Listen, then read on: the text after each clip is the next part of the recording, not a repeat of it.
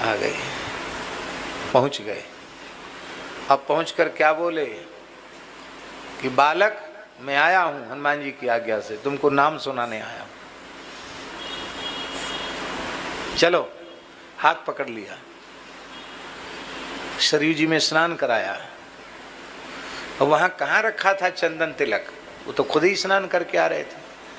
सरयू जी के तीर की रज से ही तिलक लगा दिया।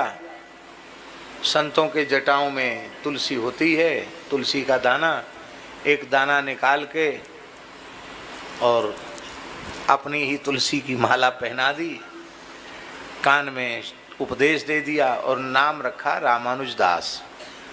क्या रखा नाम? रामानुज नाम था उनका घर का। बोले भगवत संबंधी नाम है, लक्ष्मण दास कहो, रामानुज दास कहो, एक ही बात है, रामानुज दास नाम रखा। परमहंस श्री स्वामी रामानुज दास जी सिद्ध पुरुष हुए। अद्भुत अद्भुत जीवन चरित्र हैं उनके। हमारे पूज्य गुरुदेव पहाड़ी बाबा महाराज ने उनको अपने सिद्ध गुरु के रूप में स्वीकार किया। लंबे समय तक उनकी सन्निधि में महाराज जी रहे, परम विरक्त थे। अपने संपूर्ण जीवन में परमहंस रामानुज दास जी ने एक भी इंच भूमि कहीं खरीदी नहीं, अपने लिए एक पर्णकुटी तक नहीं बनाई, परम विरक्त भाव से विचरण किया। विलक्षण महापुरुष थे।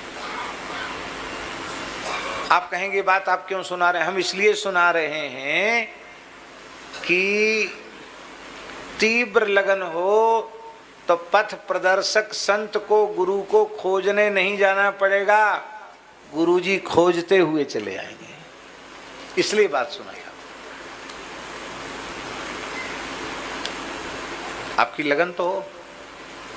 फिर ऐसा थोड़े ही कि गुरुजी फिर चेला बना के अपने साथ ले गए हों, बस वहीं आखिरी एक ही दिन मिलन, दंडोत प्रणाम, वो अपने स्थान में चले गए, वो अपने भजन के लिए चले गए।